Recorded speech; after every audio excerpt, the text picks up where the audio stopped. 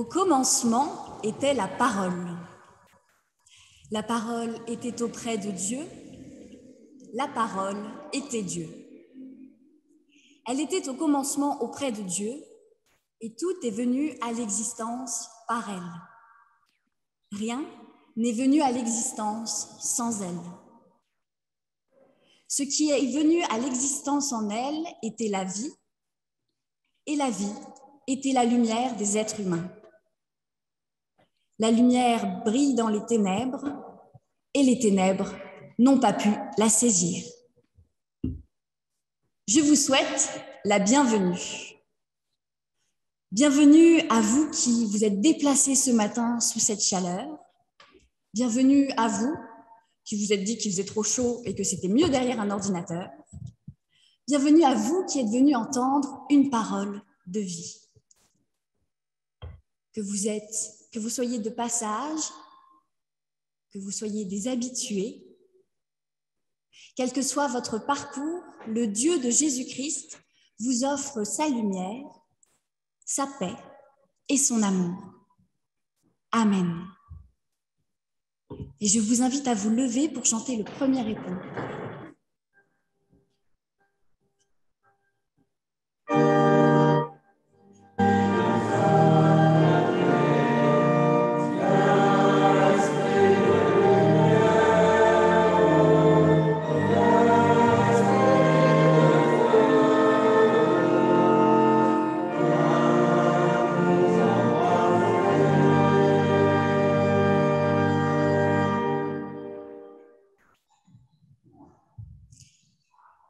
Comme vous voulez. J'allais dire, on reste debout pour écouter la louange, mais c'est comme vous pouvez, en fait, plus que vous voulez.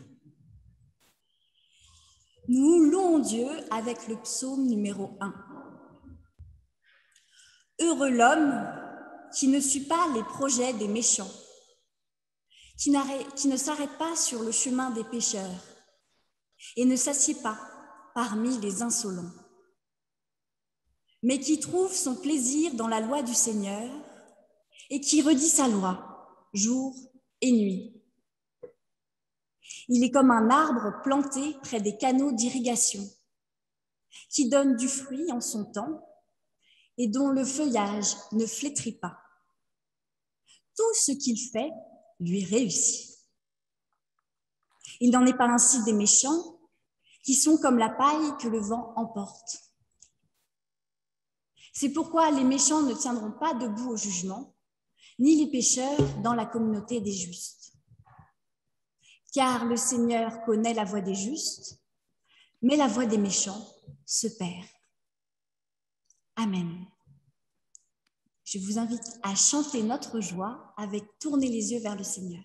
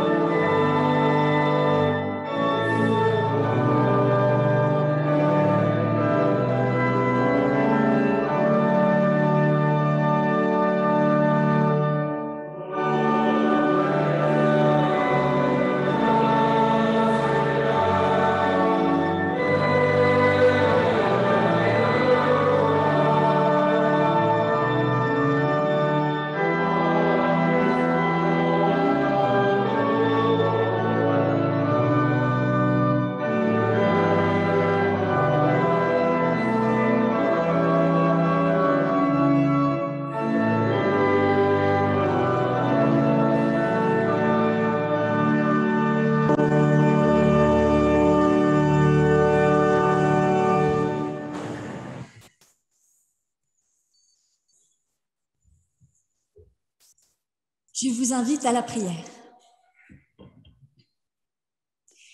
Ils lui dirent alors, « Quel signe produis-tu donc, toi, pour que nous voyions et pour que nous te croyions?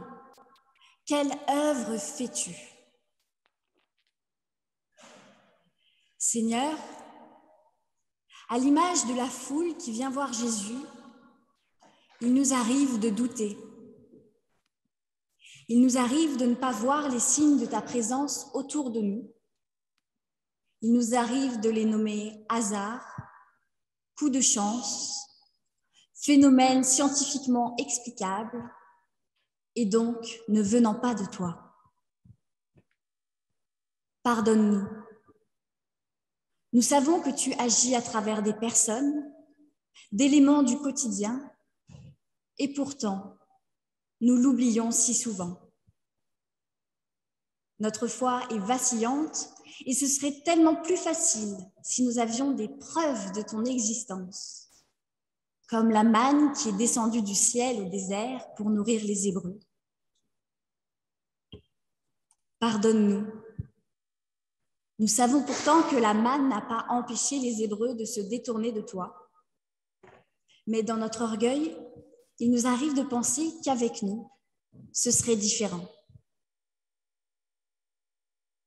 Seigneur, il nous arrive si souvent de mettre de notre énergie et de notre temps pour des choses sans importance, des choses qui ne permettent pas d'annoncer ton message, qui ne s'ancrent pas en toi. Pardonne-nous. Nous savons que la vie vivante se trouve auprès de toi, et pourtant nous t'effaçons si souvent dans notre quotidien. Seigneur, viens au secours de notre manque de foi. Apprends-nous à voir les signes de ta présence et de ton amour où que nous nous trouvions. Aide-nous à nous ancrer en toi et à dégager du temps pour le service de ton évangile. Amen.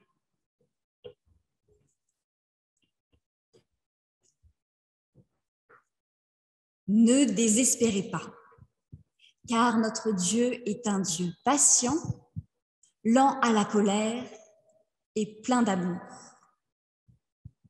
À chaque étape de notre vie, il nous envoie une aide, une personne, une situation qui nous ramène à lui, qui nous prouve qu'il demeure avec nous, qu'il ne nous a pas oubliés. Il nous a envoyé son Fils, nous a laissé la Bible afin que nous trouvions le chemin de son amour.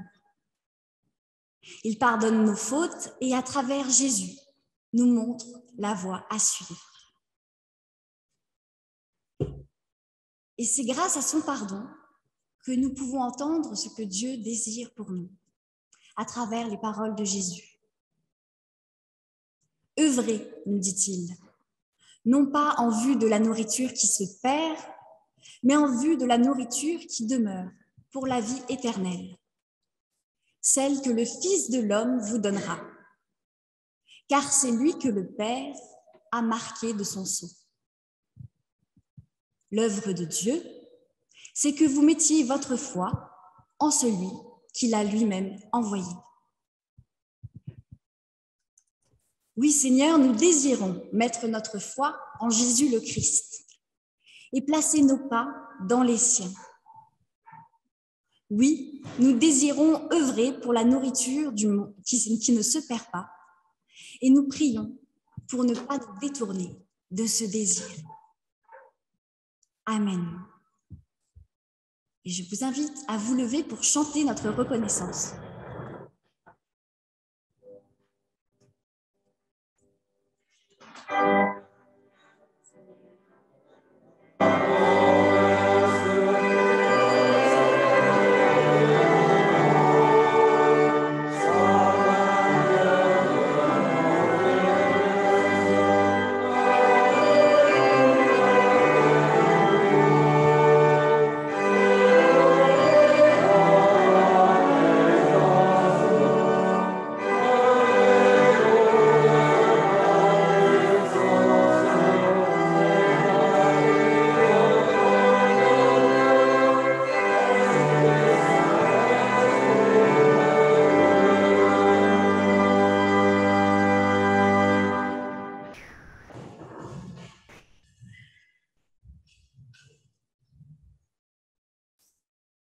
Avant la lecture du texte biblique, je vous invite à la prière.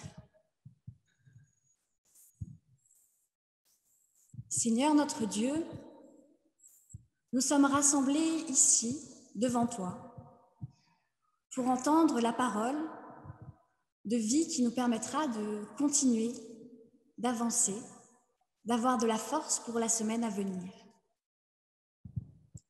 Seigneur, nous te demandons d'envoyer sur nous ton esprit afin que le texte de ce jour trouve du sens dans notre quotidien, afin que ce sens soit partagé avec notre entourage, nos proches, nos voisins, afin que ce sens puisse nous nourrir tout au long de la semaine. Amen.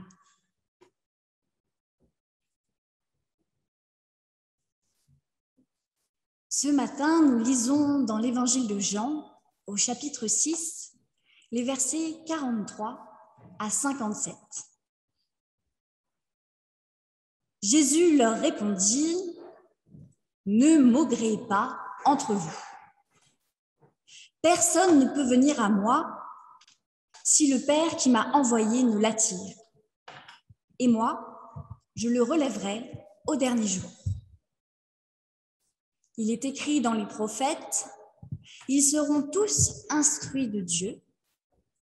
Quiconque a entendu le Père et reçu son enseignement vient à moi. Non pas que quelqu'un ait vu le Père, sinon celui qui est issu de Dieu, lui a vu le Père. Amen, amen, je vous le dis, celui qui croit a la vie éternelle. C'est moi qui suis le pain de vie.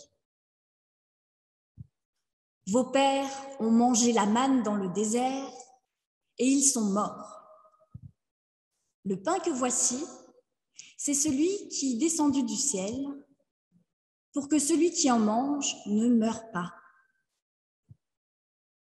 C'est moi qui suis le pain vivant descendu du ciel. Si quelqu'un mange de ce pain, il vivra pour toujours. Le pain que moi je donnerai, c'est ma chair pour la vie du monde. Les Juifs se querellaient entre eux. Ils disaient : comment celui-ci peut-il nous donner sa chair à manger ? Jésus leur dit : amen, amen, je vous le dis. Si vous ne mangez pas la chair du Fils de l'homme et si vous ne buvez pas son sang, vous n'avez pas de vie en vous. Celui qui mange ma chair et qui boit mon sang a la vie éternelle, et moi, je le relèverai au dernier jour. Car ma chair est vraie nourriture et mon sang est vraie boisson. Celui qui mange ma chair et boit mon sang demeure en moi en lui. Comme le Père qui est vivant m'a envoyé, et comme moi, je vis par le Père, ainsi celui qui mange vivra par moi. Seigneur, ta parole est la vérité, sanctifie-nous par cette vérité.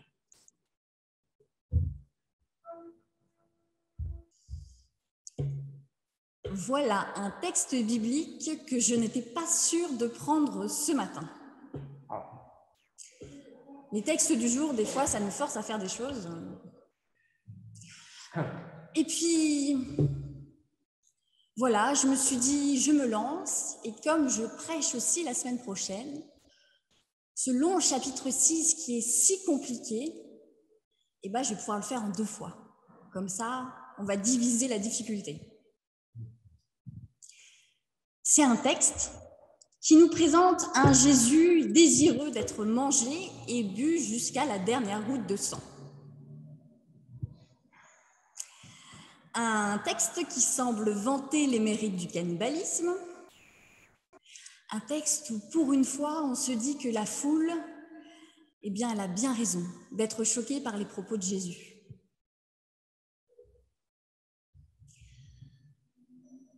Alors, aujourd'hui, je vous propose d'essayer de comprendre ce que veut dire Jésus. Et dimanche prochain, on ira un petit peu plus en avant et on verra la réaction des disciples de Jésus. Parce qu'être disciple de Jésus, ça ne devait pas être facile. Vous avez noté que le texte du jour commence au verset 43 du chapitre 6. Et donc, il y a plein de choses qui se passent avant qui me semblent importantes de vous rappeler pour comprendre comment est-ce qu'on en est arrivé là. Au début du chapitre, Jésus nourrit 5000 hommes avec 5 pains et 2 poissons. Puis, il part en barque, peut-être qu'il avait envie de prendre des vacances, mais il est retrouvé à Capharnaüm par la foule. Jésus leur reproche alors de le chercher pour de mauvaises raisons. Ils ont mangé gratuitement et ils aimeraient bien recommencer. Alors que la foule aurait dû voir dans la multiplication des pains et des poissons le signe que Jésus est le Fils de l'homme et qu'il est bon pour eux de mettre leur foi en lui, ils cherchent un buffet gratuit. La foule répond une chose surprenante avant de bien vouloir considérer Jésus comme le Fils de Dieu. Elle demande à Jésus une preuve, un signe de ce qu'il avance avant de mettre leur foi en lui. Nos pères, disent-ils, nos ancêtres ont mangé la manne du désert. Ça, c'était un signe, un vrai. Et toi, quelle preuve nous apportes-tu? Et ils se mettent à maugréer. C'est assez incompréhensible. Parce que Jésus vient juste avant de multiplier quand même 5 pains et 2 poissons pour nourrir 5000 hommes. Et il demande encore une preuve, comme si cela ne suffisait pas. La foule se met à maugréer. Exactement le même mot que les Hébreux dans le désert, qui maugréent à longueur de chapitre. Ils râlent parce qu'ils ont faim, ils râlent parce qu'ils ont soif, parce qu'ils se demandent si Moïse est capable de bien les guider, et puis parce qu'ils ont un petit doute aussi sur ce Dieu qui peut-être n'est pas le plus fort de tous les dieux.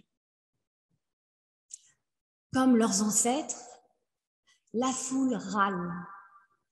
Elle hésite à suivre Jésus, alors que nous avons l'impression qu'une quantité impressionnante de preuves s'accumule pour montrer que Jésus n'est pas un simple prophète. Et c'est là que commence notre texte. Jésus leur répondit, « Ne maugréez pas entre vous, ne doutez pas. Ne faites pas comme vos ancêtres. Ils ont mangé la manne du désert et ils sont morts. Malgré les signes, ils n'ont pas mis leur confiance dans le Seigneur.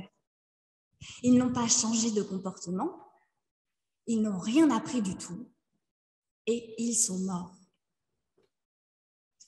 Moi, je vous propose une autre façon d'être en contact avec Dieu, puisque visiblement, les signes, les miracles, ça ne vous sert à rien. La manne n'a pas aidé les Hébreux à mettre leur confiance en Dieu. La multiplication des pains et des poissons ne vous a pas aidé à mettre votre foi en moi. Alors, je vais changer de stratégie. Alors, j'ai réfléchi sur les signes. Et je me suis dit que le plus souvent, c'était la foi qui nous fait voir les signes de la présence de Dieu et non les signes de Dieu qui nous font avoir la foi. Une personne qui croit en Dieu peut le voir à chaque coin de rue, dans chaque rayon de soleil, dans une main tendue pour aider un inconnu, ou lorsque des portes s'ouvrent alors qu'on ne voyait pas d'issue. tandis qu'un non-croyant pourra appeler ces signes coups de chance, événements météorologiques ou juste retour des choses.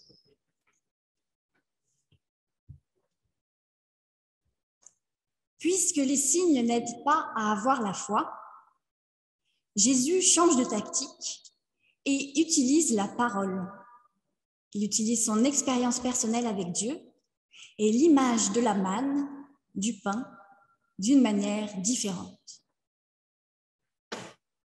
Quiconque a entendu le Père et reçu son enseignement vient à moi. Non pas que quelqu'un ait vu le Père, sinon celui qui est issu de Dieu, lui, a vu le Père. Alors, pour amener son propos, Jésus commence par s'ancrer dans la tradition hébraïque, dans sa tradition et dans celle de son auditoire. En plus de connaître l'histoire de la sortie d'Égypte, Jésus réaffirme une vérité fondamentale.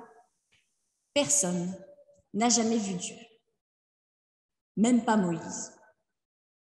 C'était un buisson ardent, c'était pas vraiment Dieu. Dieu ne se donne pas à voir, mais à entendre. On entend la parole de Dieu, on entend son enseignement, mais son visage nous reste caché. Il nous arrive parfois de le voir à travers certaines personnes, mais ce n'est jamais complètement lui. Et dans cette tradition, dans cette vérité fondamentale, Jésus insère de la nouveauté. Personne ne peut voir Dieu, sauf lui. Et la personne qui a entendu Dieu viendra automatiquement à lui, car Jésus est le pain de la vie. C'est ici que les choses se compliquent.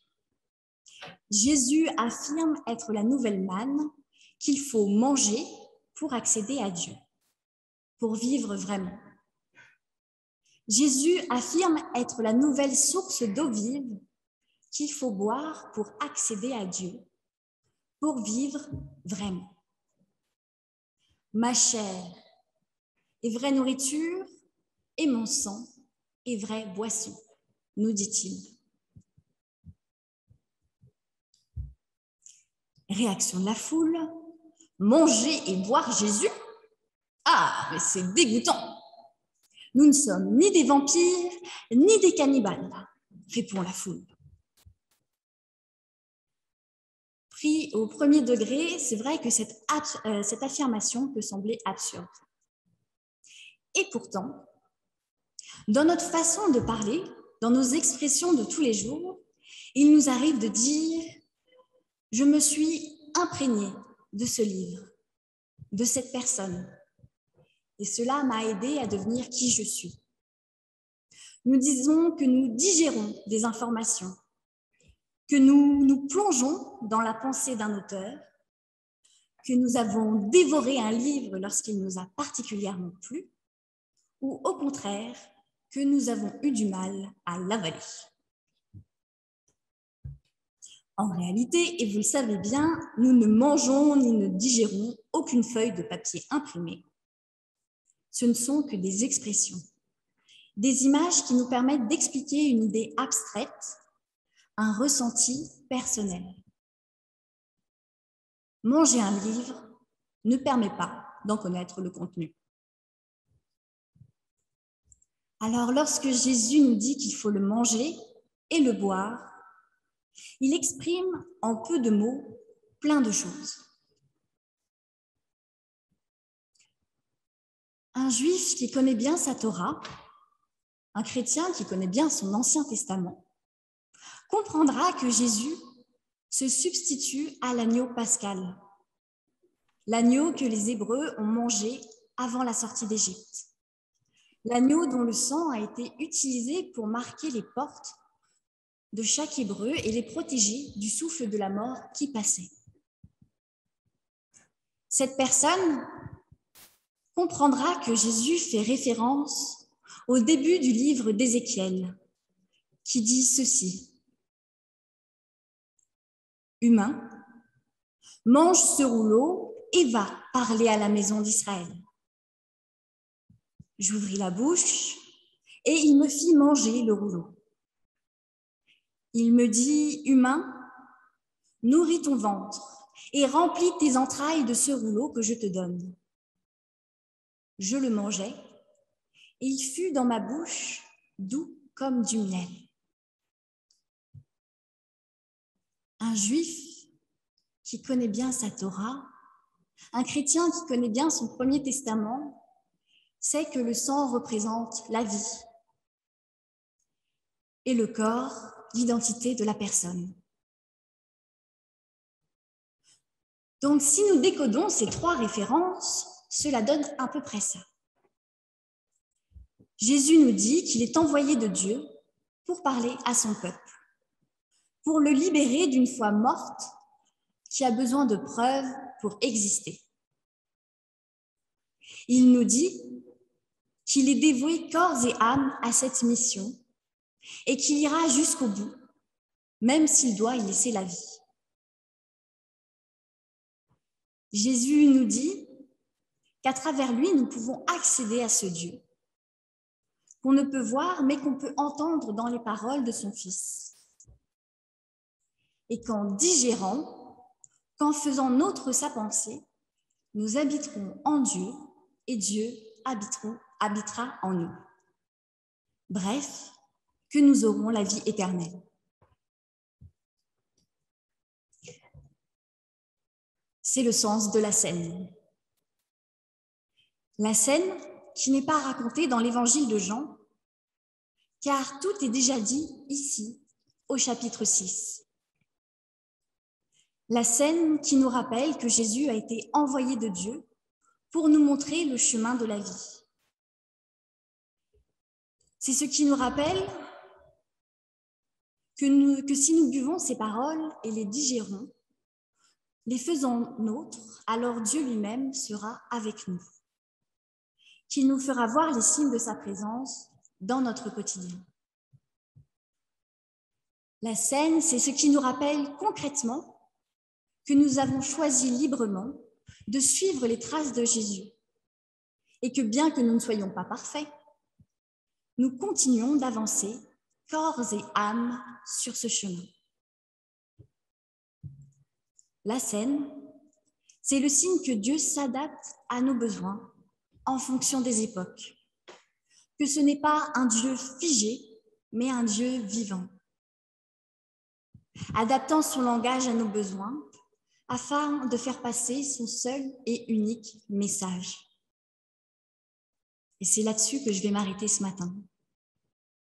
Ce message qui nous dit « Je suis votre Dieu, je vous aime et je souhaite que vous viviez pleinement la vie que je vous ai offerte, car c'est cela ma plus grande joie. »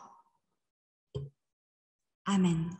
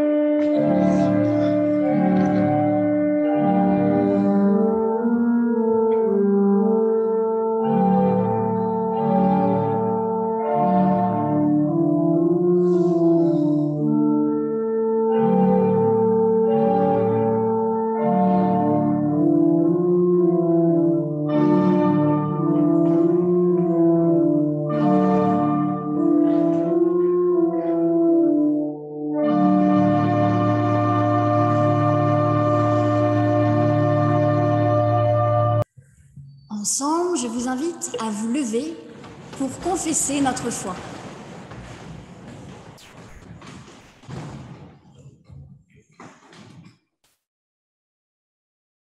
Je crois en Dieu, le Père Tout-Puissant, Créateur du ciel et de la terre.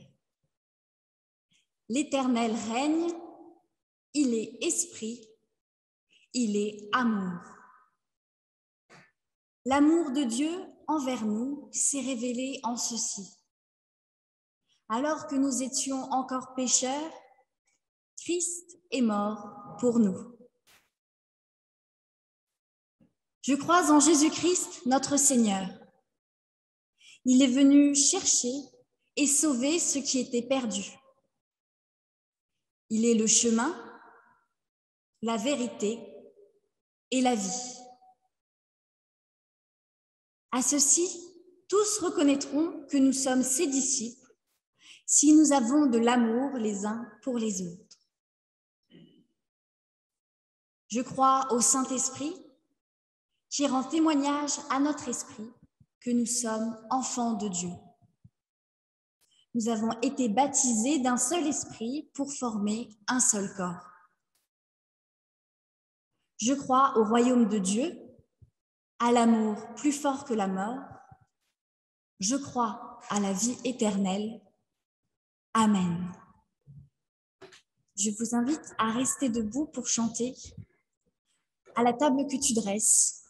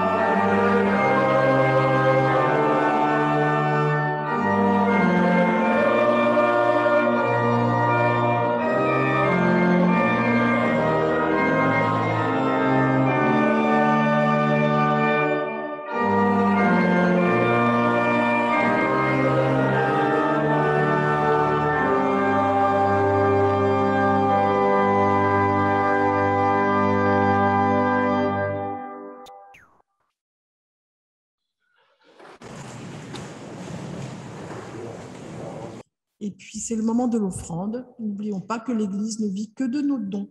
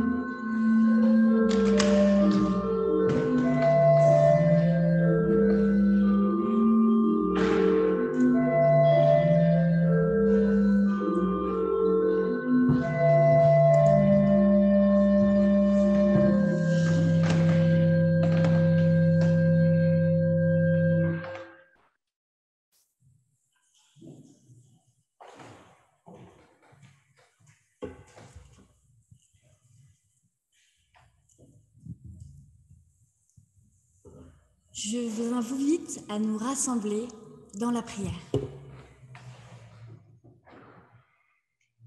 Seigneur notre Dieu, donne de ton pain à ceux qui ont faim et donne faim à ceux qui ont du pain, car toi seul, Seigneur, peux rassasier notre désir. Donne ta force à ceux qui sont faibles et donne l'humilité à ceux qui se croient forts. Car toi seul, Seigneur, es notre force. Donne la foi à ceux qui doutent et donne le doute à ceux qui croient te posséder. Car toi seul, Seigneur, es la vérité. Donne la confiance à ceux qui ont peur et donne ta crainte à ceux qui ont trop confiance en eux. Car toi seul, Seigneur, soutiens notre espérance. Donne la lumière à ceux qui te cherchent et garde dans ton amour ceux qui t'ont trouvé, pour qu'ils te cherchent encore. Car toi seul, Seigneur, peux combler notre amour.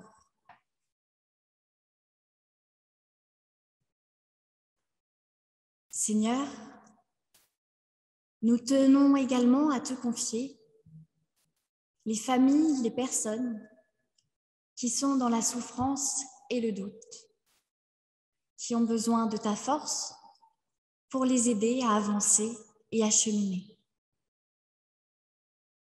Nous te les nommons dans le secret de notre cœur.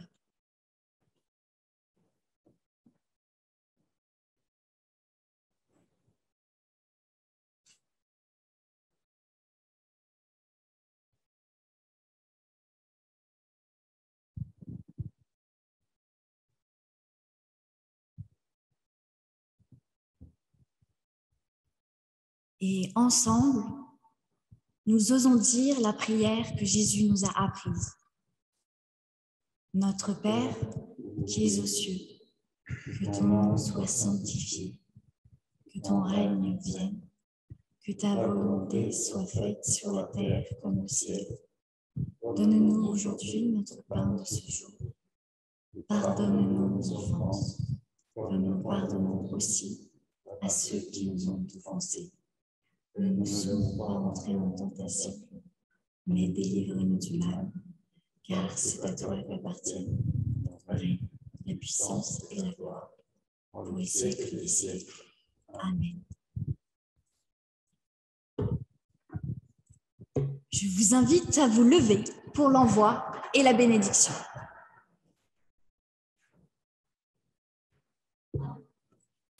C'est moi qui suis le pain vivant descendu du ciel.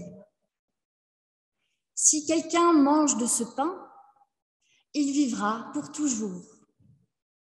Et le pain que moi je donnerai, c'est ma chair pour la vie du monde. Celui qui mange ma chair et boit mon sang demeure en moi, comme moi en lui. Comme le Père qui est vivant m'a envoyé, et comme moi je vis par le Père, ainsi celui qui me mange vivra par moi. Sœurs et frères, nous sommes appelés à nous imprégner de la vie et des paroles de Jésus-Christ, à les faire nôtres, à les appliquer dans notre quotidien afin de vivre une vie vivante, habitée par Christ. Une vie porteuse de sens où chaque jour, notre foi sera renforcée par les signes visibles de la présence de Dieu parmi nous. Dieu le Père vous bénit et vous garde. Dans son amour, il nous a envoyé son Fils afin que nous vivions dans la confiance et dans la certitude de son amour inconditionnel pour nous. Jésus le Christ vous bénit et vous garde. Dans son amour, il nous a envoyé son esprit afin que nous vivions dans la communion les uns avec les autres. L'Esprit Saint vous bénit et vous garde.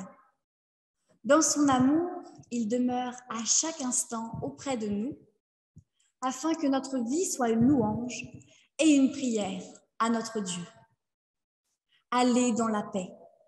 Amen. Et nous chantons le dernier répond.